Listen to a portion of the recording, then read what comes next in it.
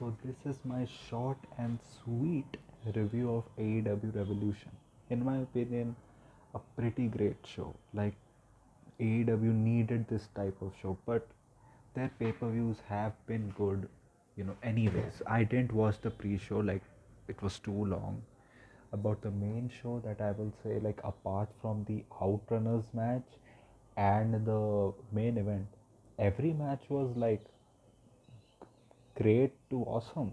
Like no match disappointed. Like Tony versus Mariah was probably maybe one of the best women's matches.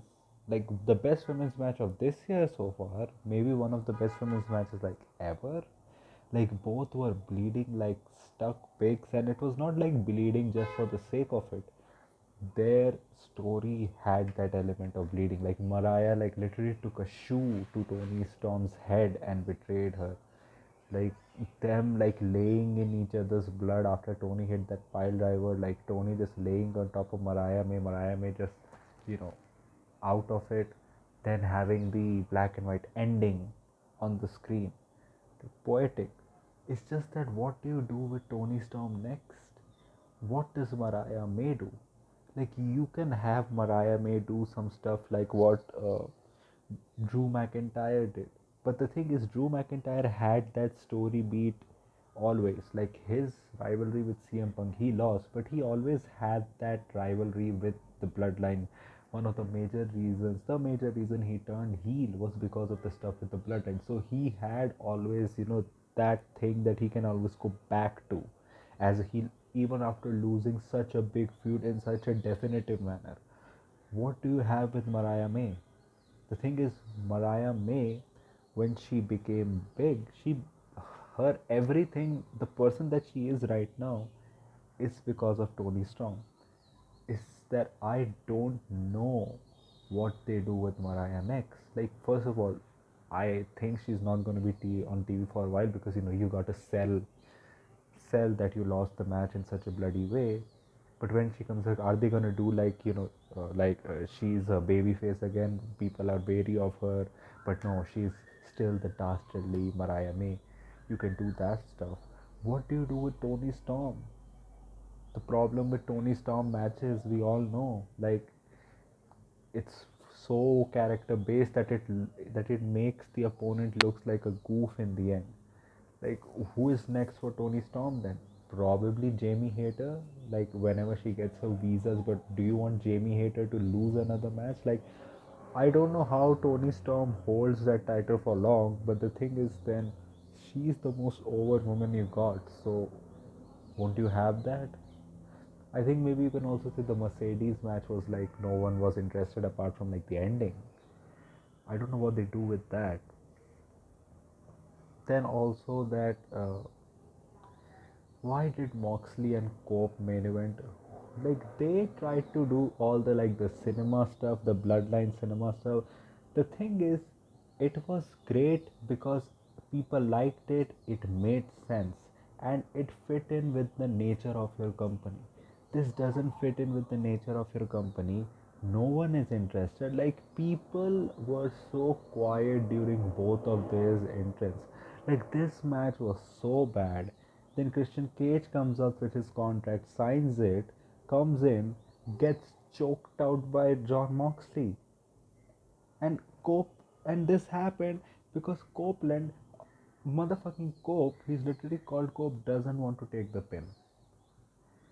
Just when I thought that people were gonna get on, the AEW is better than the Fed train, like they end this pay per view with such a damn squib of a match and an ending, which made Christian Cage look like a goof. Like he has held that, Timu money in the bank for like 6 7 months, and he comes here and loses. This was probably because they wanted Christian Cage to cash in on Darby, who was supposed to win the championship at Revolution. Like this is not a serious company. You are having you were planning to crown your homemade young babyface talent, your face of the company that you were looking at as the next one, and then just because he wanted to climb Mount Everest, you delayed it further. Now after the match, Swerve attacked him, and Moxley and Swerve will have a feud next.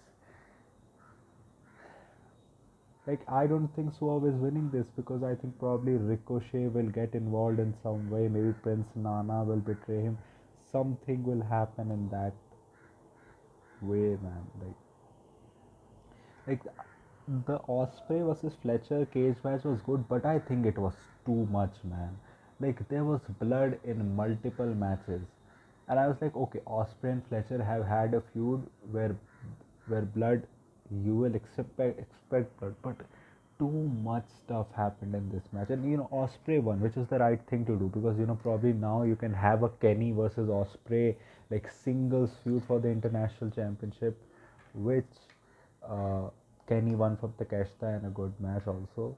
It's just that, what do you do with Fletcher next? Like, Fletcher at one point was probably like the most over heel in your company.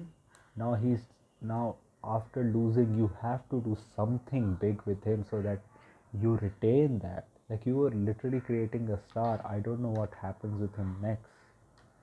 Let's see what happens with him next.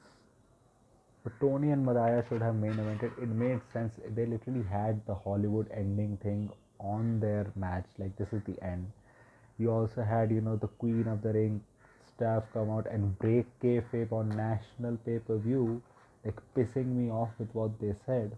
Overall, a pretty great pay-per-view, but I think you have to cut like 1 star because of the Moxley versus Copeland. Like, a 5 out of 5 pay-per-view has been turned into a 4 out of 5 pay-per-view. You have to. So that was my short and sweet review for AEW Revolution. So if you like this type of content, like, share, and subscribe. If you don't, then share it with those who do. My social media links, such as my Twitter/Instagram link, is in the description. So go follow me on that. My UPI ID link, which is shabbo@okicici, is in the description also. So go donate any amount of money which can help me make YouTube a permanent career option.